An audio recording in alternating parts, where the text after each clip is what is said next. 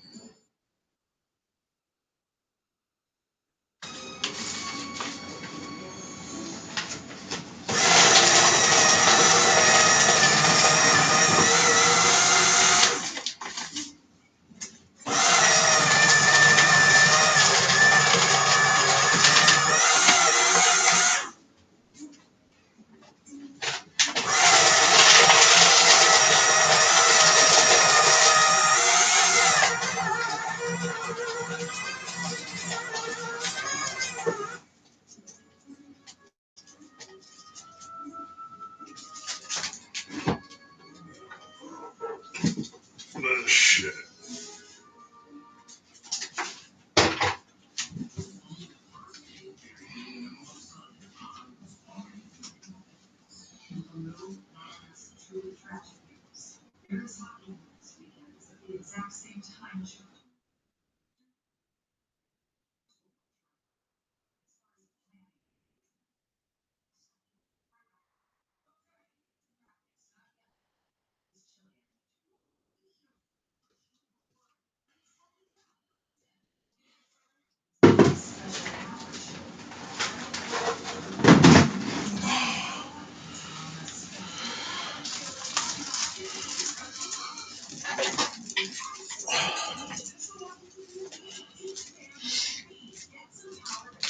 I don't understand why this shit on its fault.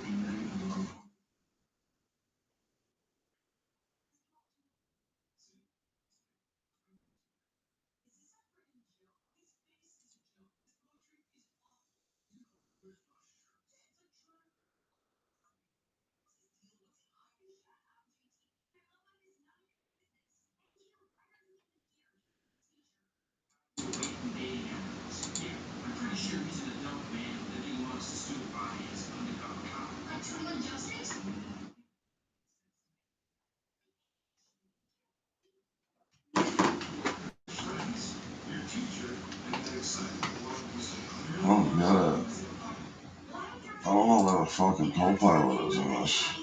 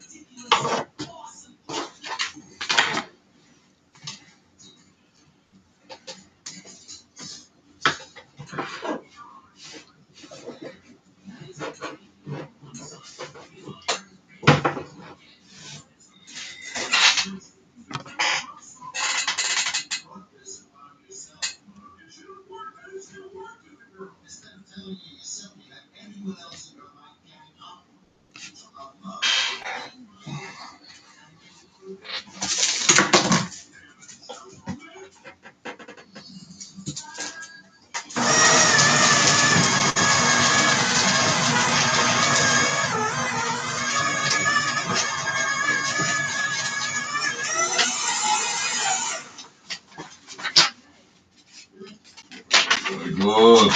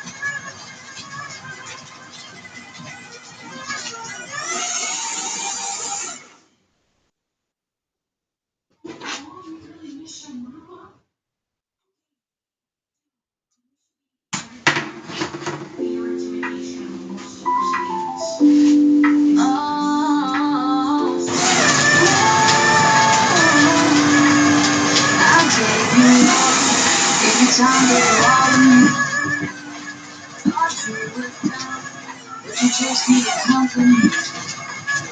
You said forever when you're on the beat. Now I'm left feeling up, but you left in my feet. I did, I just finally see. I thought was love was just chains on me. You might have loved me, but you loved me wrong. Built me a up just to string me along. Said you cared, but you pushed me away. Now I'm done playing games that you play. Mm-hmm. I don't know what this thing is. You never said sorry, but you always got mad. Twisting words till I look like the one who was bad. Told your friends half the story, or the victim's face, while I stayed silent, trying to hold my place. It's crazy how love turns to war overnight.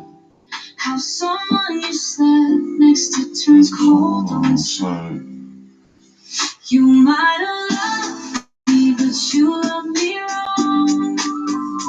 Built me up just to string me along. Said you cared, but you pushed me away. Now I'm done playing games that you play. Yeah, you love me. Mm-hmm. You love me alone. Mm-hmm. Well, this is just straight up, yeah.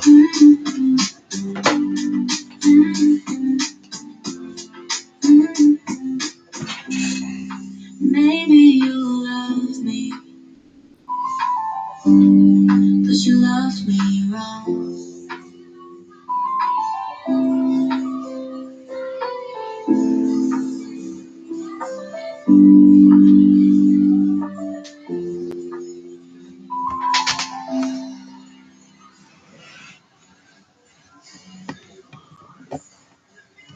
You said forever, but play me on repeat. Now I'm left picking up what you left in my feet. I ain't bitter, I just finally see.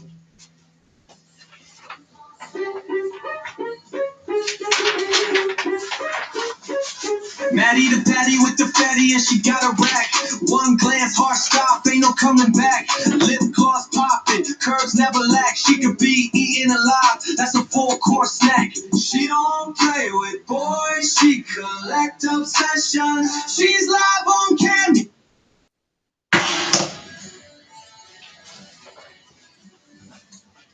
Brands are quietly shifting to mobile game ads, and most marketers have no idea. Let's go see why. How many mobile games are you playing on your phone right now? Maybe like 3? Likely a few. Probably like 3 or 4, sitting on the subway, commuting kind of thing. What are your favorite games to play? My favorite, Solitaire. I call it. I was addicted to Temple Run, but now I've got Color Block Jam. Right now, probably Words with Friends. Do you remember what the last brand you saw in an ad was? I think I saw something called Wayfair. It was Cozy Earth. Portland leather. They make bags, really nice bag. Why do you think you remember that so vividly? You just really can't ignore it. The app requires me to watch the full ad. You see that? You can't ignore it. You can't skip it. That's why so many brands are shifting their budgets over to Axon, because you get mobile game ads that people can't skip. They're going to see your product. Axon has full screen video ads that can reach 4 million potential mobile game users. The median watch time is 35 seconds per ad. You can watch them in under an hour. This is a gold mine moment driven by low competition, not just hype. This is a huge opportunity if you're running a business. Right now, Axon is giving you $5,000 in ad credits when you spend $5,000, so it's definitely worth checking out. My grandparents raised me my whole life. They're like my best friends. This is my Instacart story. When I first moved out, I was worried about how I was still going to take care of them. So I always like to make sure that they have groceries. With Instacart, I'm able to see what's in stock, like their favorite horchata. If I can't find that, they'll let me know. Making sure they have what they need is really important to me. Instacart gives me so much peace of mind. I like to make sure that they're happy, even from afar. After you even decide to rob a bank, You need money. No, it's a pretty simple decision. So now I got it for 10 grand in the hotel. Jesus, the extortion scale. Yes, My this God. guy, she's a $45,000 book deal. He's just a complete fraudulent. See that helicopter? Follow me. We go on the roof, kick out the men into the store, jump down, let me in the back. When they hand you the change, you cuff the $10 bill and say, you only give me change for a 10. Basically, it's like a hand scan. But you're a horrible human being. Listen. I was born in Lowell, Massachusetts, right outside of Boston. My mother had primary custody, and it was good for a few years. And then, maybe in 6th grade, I started getting in trouble legally, and I bounced back and forth between my parents. And eventually, she signed me over to the state. And whoa! And how much trouble were you getting into? Like, what's the trouble? What do you mean? Basically, breaking in cars, stealing bikes, breaking in houses at a young age. Right. And that was the trouble I first started getting into, and drinking and drugs at a young age. When you say she signed you over, did you go into like foster care? Yeah, foster care, and I wouldn't stay in a foster home, so I'd take off, and then I'd get locked up in DYS, and I was committed to the Department of Youth Services until I was 18. There was a detective from Lowell, Jeff Richardson, and I remember he arrested me once, and he said, I was stealing a bike, and he said, Mike, you're the guy I arrest for robbing banks, 10 years from now. And, if you're out there, Detective Richardson, if you're still around, I just want to say that was a lucky guess. Yeah. That was a lucky guess. But I remember also he said to me, when I get a call, somebody stealing a bike, or, running out of a store with a candy bar and, wiffle ball bat, it says he's 4 foot and nothing and red hair and freckles, he goes, you're at the top of the list, maybe you should think of a different career path, like in being a criminal with red hair. So, yeah, it was just a lot of typical stuff, juvenile stuff, then getting into stealing cars. And when I was 14, 15, there was a kid in my neighborhood who taught me this move. And like at Cumberland Farms, they'd have a drop safe, which has like a combination thing, and then like this bar you pull up and they put the money in it, it pushes it down into the safe. We wait towards the end of the week, we go on the roof. This one store we got like 3 or 4 times. I'm 14, 15. We go on the roof, we'd open up the vent. My friend would crawl down through the vent.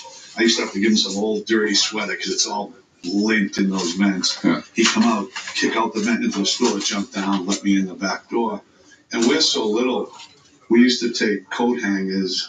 Sometimes we use spatulas. We put tape on it backwards and stick it down into the drop slot and dig the money out. We'd be in the store for like an hour. 14 years old. I was at like some school dance carnival and we got wads of money, 5, 10. We're like buying. We got arrested in about 2 days for that one. But it was always something, learning other things, whether it was drug trafficking, whether it was doing the safes. No matter what it was, I was willing to give it a try if I could make some money. So at a young age, I got familiar with losing my freedom for periods of time. Right. And then, so when you're 18, like, what did you got a regular job and and now you're on the podcast here. So I've been an accountant for 35 years. Yeah.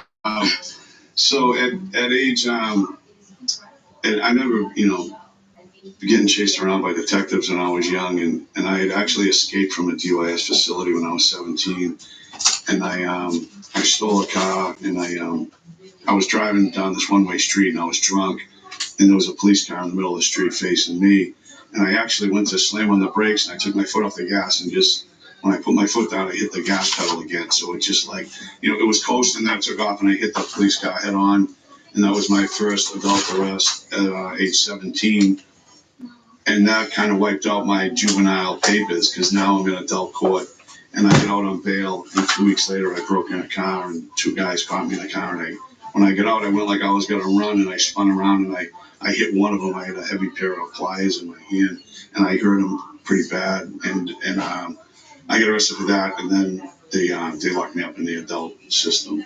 Was that charge did that make it like a carjacking, or was it just burglary? No, just burglary. Okay. It was breaking and entering, and then assault and battery with dangerous weapon pliers. Actually, Well, how much time did you get for that? 6 months, but it was good in a way. I mean, going to adult jail wasn't bad because it wiped out all my DYS paperwork.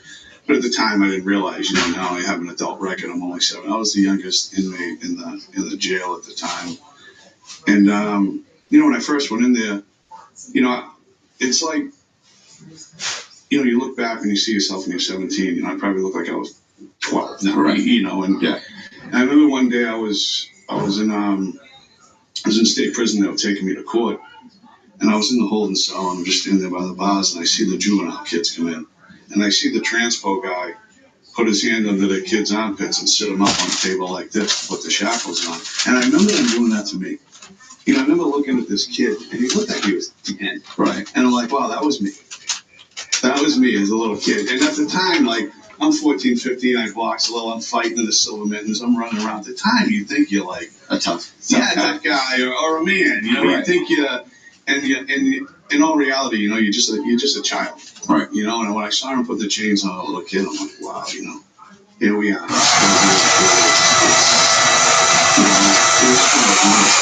It's going to be it. The rest of my life, just in and out of this system.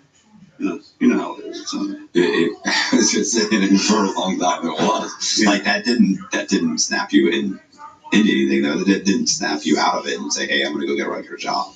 No, I never had a regular job. So after my first incarceration, as when I was 17 years old, and I got out when I was 18, and the crack thing was just like really really taking off, and at first I used to get out of New York City and buy the crack epidemic is taking off like you was gangbusters. Nice, right? Yeah. I think they do refer to it as the epidemic. Yeah, that whole thing. So it was very profitable at the time, and the money was rolling in. And I have a close friend of mine who was selling a lot of meth at the time, Greg Smith. Shout out Greg Smith. I'm sure he'll be like, oh, nice. Greg was selling me $5,000. Human communications, bro. CPA, he's put all this behind him. So Greg, actually, his father moved out to San Diego, and he lived in San Diego. So he went down there, and being a young entrepreneur like myself that he was, he realized the marijuana down there. And back then, it was just a Mexican brick week, cents, like around October, November, the real good would come out. But there was such trash then that kids today would never, if anyone knows about the Mexican brick, but he'd get that down there for whatever it was, 400 a pound, sell it for 1,000, 1,200 back here, and he'd come back and he started UPSing it back. We were making a lot of money, and I'd grab 20 pounds of him, and I ended up meeting one of his connects at the time, Mexican national, would come down, and I'd meet him, and we'd go out, and then one night he was asking me how much I paid for a kilo, and he can get it to me cheaper. So I started talking, but I didn't. I was like, I don't want to step on Greg's toes at the time. And then Greg got arrested one time, and he got locked up, and this guy called me up. He's like, hey, I'm in town, and Greg got locked up. I got 20 of these. Can you help me get rid of them? And I'm like, well, it's kind of a lot. Like, I'm selling maybe a half a key, a week, and 20. I go, it's gonna take a long time. And he's like,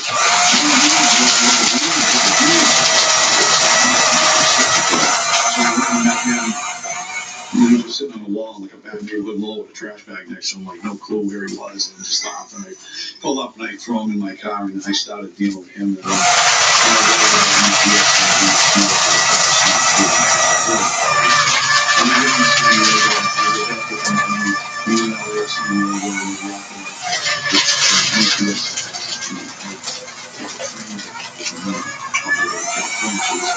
It started being a lot of money to. You don't want to box that up and send it across the country. Anything could happen.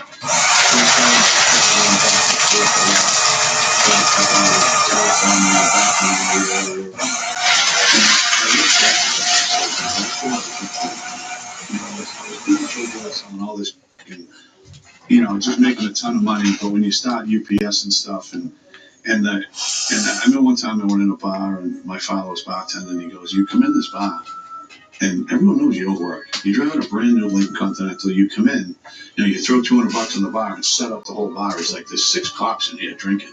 Right. He goes, they hate you. He's like, you're an idiot, and I remember he said, what are you going to do when this, little fairy tale comes to an end? And I said, go to prison. What the fuck you think? You're going to do this, the same thing that happens every time. And I did that for a while. a few years, and eventually somebody got arrested signing for a package. We'd at the time when you'd mail an overnight air package, UPS or FedEx from California, we'd go into like a public library and go in the tracking system and see it. And you could see, I forget, it's been so long, but one of them was like Louisville, Kentucky. Maybe that was FedEx's main port. And I think UPS's was like Nashville, Tennessee. It was like if you sent the package, even if you sent the package overnight air from here to the guy across the street, it would go to, like Knoxville, Tennessee to the main port, and then it would get shipped out from there. So I'd always, go online and look, and you could see it scanned, and then you'd see like after Tennessee, unavailable. Then a couple days later, they're at your door. Yeah. Hello, trying to deliver it. And I'm like, yeah. What? I didn't order that. Yeah. Not me. What's that? Who? We'd use fake addresses and everything else, but I thought I was, I knew, like I know if a package went bad, but a lot of times they'd get it right away. Like if somebody in the UPS store in California said, hey, something's wrong, with this, these guys walking in looking like this set out of the movie Colors in the box overnight air to Boston. And eventually somebody I know got caught, accepting a package and signing for it, and they wore a wire on me. And no. Can you believe that? That's not safe. No, it's serious. Really? It's not it happened. It happened. What about the code? Yeah, he didn't live by said code.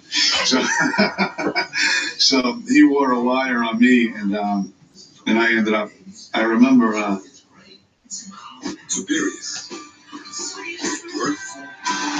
Play.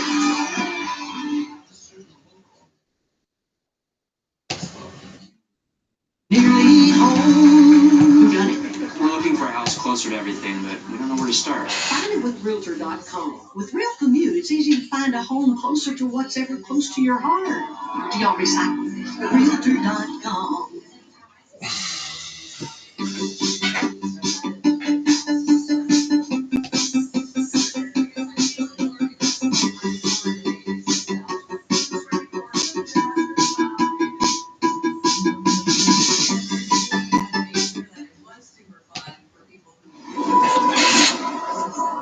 What happened to it?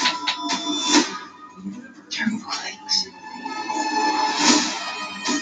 This is the last of the open debts. I hope Robin died. I'll keep you safe.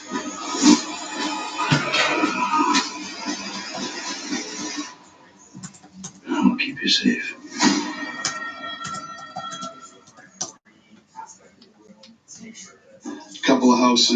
Right before a couple houses I had got raided, I didn't own, just like an apartment, this and that. A couple days before, I sensed something was wrong, and I picked up two of my friends, both no longer with us, and my other friend Greg Smith, who I mentioned from San Diego, was at a bar drinking, and I picked up these two friends of mine, and I had like a white IROC Z28 with the T-tops, and I could see a helicopter up in the sky, and I said, "See that helicopter?" I said, "It's following me." Did you really think it was following you? Or joking? No, just kind of looking around, but I saw it a couple times that day. So now I'm driving, and I tell people it's not like Goodfellas where it's like 20 feet over your head, like whoa, following you. I mean, it's out there. Yeah. So I'm driving, and they're looking now, smoking a bone. The helicopter's been around us, for the last hour. So now I go along, there's like a highway next to a river, and I'm driving, and you can just see it, up to the right, So I take this left, it's a street, Bridge Street, that goes all the way into New Hampshire, New Hampshire. So when I take the left, like, now it's like, still to the right of me, and it's high up, and I'm like, wait a minute, this ain't good. So I get about 2-3 miles up the road, and there's like an apartment complex on the left, and I pull behind it, and I pull real tight to the building, so like we couldn't see the helicopter, and then boom. Then I said, oh man, they are really following me. So I go to the bar, and my friend's in there, and I don't know it, but there's DEA and Mass State Police Drug Task Force agents in this bar drinking, watching my friend, who was my co-defendant, who was about to be my co-defendant. Right. And I said, hey man, bad news, dude. It's a helicopter following me. Get the f out of here. I'm telling you, he's like, what are you doing? He thought I was just, bugged out being paranoid. So I said, here, I had a Notre Dame jacket and a baseball hat. I said, put this on and take my car for a ride. So he goes, and I'm sitting there at the bar. Half hour later, he comes back in. He goes, I don't know what you did, man. You're fucked. I go, what'd you do? He goes, I took him to the Rotary. You know what a Rotary is? You guys call it like a roundabout. Massachusetts, they call it a Rotary. Right, okay. We call it a Rotary. He goes, I took him to the Rotary at Trum Hill, and I just drove around the Rotary for 15 minutes. So now they know. Yeah. They know we know. Yeah. Right? So they're just staying there watching. Yeah, and they're just like, all right. You know what I mean? So, basically let them know, like, we know you follow me. And then I'm getting real paranoid. I walk out of this bar, and they actually tore this bar down now. It was like a bowling alley on the other end of the parking lot. And there's like a Ford F-250 with two guys in with sunglasses just facing the door of this bar. So now I come out, I give them the finger, and they're looking right at me, and I'm just like, if that's like me to you, you're going to come over and you're going to say, hey, buddy, what's your problem? And they're just sitting there staring at me. I'm like, oh, man. I was really hoping to get into a fight right now. Yeah, this is not good right now. So a couple of days later, they raided a house, and I didn't know it. They were raiding houses looking for me, and they raided my kid's mother at the time. And she called me, and my son was at my aunt's house. When I mentioned earlier when the pharmacies, the bank robbers, they were questioning her. We were talking around the kitchen. I went over her house because she was babysitting my son, and she has like a hairdressing salon in the house downstairs. And my ex calls me up, and she goes, "Oh, Ryan's sick. He needs some, children's Tylenol." And it was a ruse. Yeah. They were probably 13 and were probably in the kitchen saying, "Hey, call him." Yeah. Tell him to go somewhere. So I go over to my aunt's house, and I walk in. He's watching TV, and all of a sudden I just hear boom, boom, boom, boom, boom, boom, like 12 car doors shut. I'm like, uh-oh. And I walked outside, and they just, bundled me. Guns out, guns to the head, slammed me down on the ground. Where's the weapon? They just use that so they can bounce your head off the pavement. And I remember they cuffed me, and two big like stadies, put their arm on it and picked me up. And the state police car pulled up, and they ran with me. My feet were like dragging. These guys are big. And I remember looking, and there was like a guy from like the electric company, like reading the meter, like punching in the in the middle of this whole scene, and then boom, we get in. It was just a caravan of cars, gone, And I remember driving away thinking, wow, that guy just said he got something to talk about at dinner tonight. Just want something to kidnap. Yeah, gone. And I remember I was driving to the police station, and I've been known to get a little multi. With authority figures sometimes, and I says, I go, you got nothing.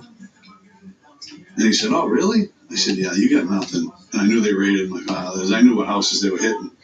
And he said, how's 18 Oriole Drive sound? And then he said another address. How's 39 Lily Ave sound?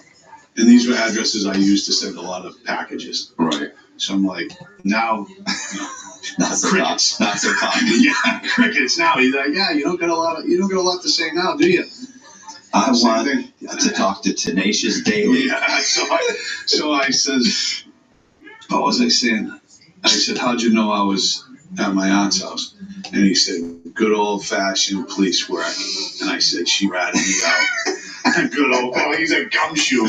You know what I mean? You know what I mean? Who told you I was here? Now I knew. I'm putting it all together. I'm like, that bitch, and I'll never forget. I didn't even know what it meant at the time, he says, but I'll tell you this. You detected aerial surveillance within the first 10 minutes. And he said, you can take some solace in that fact. And I'm like, solace? What the fuck's that? You know what I mean? Another word we throw around too often in the neighborhood. So they wrecked me up for that. And I got arrested. It was the feds, state, and local. I had 13 co-defendants, basically all cooperated against me. No. Listen, once again, stop it. I can get paperwork to prove this. It happens. I have never. Yeah, definitely. So they take me out of the holding cell, and they still hadn't arrested a co-defendant of mine. His name, we called him Bobby the Brain. Bobby the Brain. They still haven't got Bobby the Brain, and he says, everybody's falling all over themselves. Fucking Bobby the Brain, man. And he said, Wiz, and he said two Mexicans' names, I know, and one of them, Lewis, just caught a case, and he was in San Diego County Jail for like 2 days. He was just bailing out. They're asking me where he was. I don't even know where he is. And right at that time, during the pages, I get a page, and the other one would go to this hotel in Boston, the 57, and it's no longer there. Howard Johnson 57 downtown, and he just texted me the room number, and I go there, with the money and everything, and the page is going off, and I'm like, yeah, I don't know what you're talking about. And they, oh, you should really help yourself right now because everyone's pointing the finger at you. I said, I'm all set. And, I went back to my cell and they charged me trafficking over 100 pounds and conspiracy to traffic. Back home. I would have finished that went back to my cell and cried like a small child. So, yeah, and the worst thing was they took us all to court. It was on a Friday. It was a long weekend.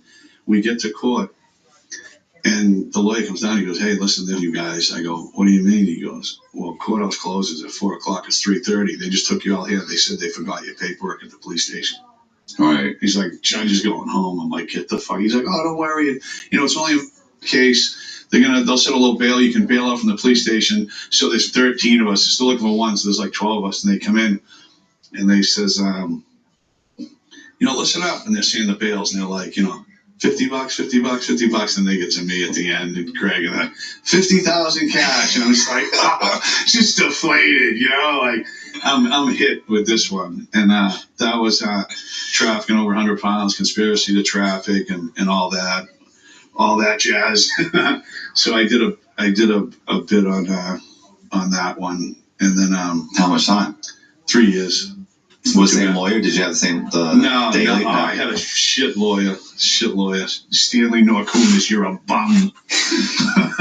You're a bum. Guy wouldn't even return my calls, And then, he wouldn't even send me the paperwork. I found out, so much shit with that case. Everyone just hung me out to dry. But the good thing was, I actually got on bail after I had to do I owed 6 months to county. And after I did the 6 months, I got a bail, and I got out on bail, and I started dealing with my connection again, I got some coke, and I got some, and now here's where the drugs started. What was that? That wasn't drugs? No, using drugs. Oh, okay. I was gonna say. My father was like, "You finally get caught up in your own web." So I started because I'm, now I'm on bail. I know going back. That sounds like a character. Yeah. Finally get caught up in your own web. So I started around, sniffing a little dope here and there, and I had a lot going on at the time, knowing I was going away, and now these guys would send me whatever I want. They're in Tijuana, and they start sending me stuff, and now I'm squandering the money. I'm coming up short. Finally, they just have them send me 50 pounds, and I just mush them. So I went on a legendary run there before I had to go away. And after I spent all that money, and then I did a lot. I burned some people that were buying off. I was on a crash and burn, and towards the end, I always lived good. I need a drink. And now I'm strung out on junk. I'm driving some stolen car, and I'm running out of Walmart with God. At the time they, what was it, what is it, PlayStation's right now? Maybe Xbox or Sony, Genesis, Sega Genesis, maybe. So the Walmart first started coming around. I'm going to Walmart with a carriage, and I just load up the carriage with laptops and computers and whatever. It was around Christmas, and that was a big thing then. I think it was Nintendo 64. You ever hear of that? Yeah, probably that was probably what, the 90s. Yes, I'm gonna say 95. 95. Yeah, I'm gonna say 94, 95. If my memory serves me correctly. And I remember I'm strung out. I got these Mexicans going around looking for me, because I owe them a lot of money, and other people, and I'm out, and I'm like, this is really bad at this stage of the game, and I ended up copping out, to 3 years on that one, and when I got out, back to business, first order of business, start making some money.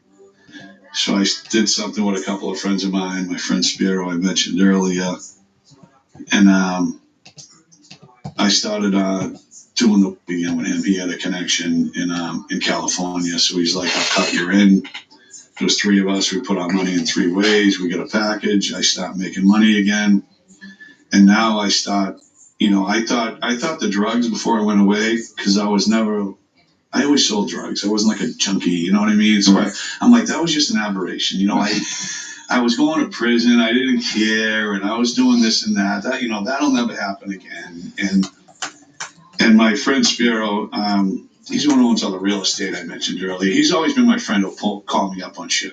Right. What are you doing? What are you, and he started noticing, that I was high. Like, what do you want? What are you doing? You're not, no, you're not, and, I smoked a joint, I'm tired, and he did a couple of things without me. We had a van we'd use to get the packages, and sometimes we'd break up the drugs in the back. And I got in the van. I went away to California to bring some money, and there's like this pink popcorn in the back of the van that you stuff the packages with, and we never used the pink popcorn. So now I grab my other friend. I go, what you guys do? You guys doing boxes without me? He's like, yeah, Spiro's worried about you. You're slipping. He's sharp as they come. And you start, you're a liability when you're doing drugs. It's like if you were committing crimes with someone and they were whacked down, like, hey, no, this guy's going to sink our whole ship. So he started so I said to him, no, I'm good. And we did a couple more things, and I went back to California to do something, and I come back, and they're getting wrapped up by the feds. So I'm like, he's like, we got busted when you were away. And no way. He's like, dude, they got photos of you carrying boxes away from the truck, this and that. And I thought, I never got indicted by the feds, and they got indicted, and they did prison time. And I remember his lawyer seeing me outside the courthouse that they got sentenced. He goes, you better be careful. I'm like, what? I didn't get indicted. He goes, the feds could indict you 3 years later. And, it doesn't matter. And I'm like, what? And I think at the time, I was spiraling out of control again. Back on the drugs, and they're probably like, yeah, this guy, he had no money. The feds go after the money. Yeah. This kid paid a $250,000 fine, this and that. And I look back, I think maybe they just saw me and I was already jumped out. This guy's going to be robbing 7-Eleven in a week with a squirt gun, and I never got wrapped up in that. But now I can't deal with them again. I'm starting to get a habit, and I'm selling drugs, and I took a plane down to San Diego, and I looked up my old Mexican's mother's house, the ones who live in Tijuana, who I burned. I was going to say, the ones you burned? Yes, the ones I burned for 50 pounds. Showed up and said, where have you guys been? I've been trying to pay you this money. 722 Escuela Street in San Diego. Knocked on the door. Mother come out. Where are these guys? Was Robin Lewis, Carlos. And she's like, Carlos is around. He's at the bakery. Robin Lewis, they get deported there in Mexico. And so I called up Carlos, and he was like, pretty surprised to hear from me. Right. And he said, I'll meet you tonight at Sayal's restaurant, be there at 5 o'clock, whatever it was. And Junior Sayal, remember Junior Sayal? He was a football player. Yeah. So Sayal, he had a restaurant, and I went to Sayal's restaurant. They're like, what's up? And I'm like, I need some work. Things are slow. I'm back. I know I owe you money. I went and did 3 years. I stood up. I know I burned you, but I could have thrown you under the bus. Yeah, could have thrown you under the bus. So he's with this other one. He's kind of a big one, all tattoos, and he's just staring at me. And they're not saying much. So I'm doing most of the talking.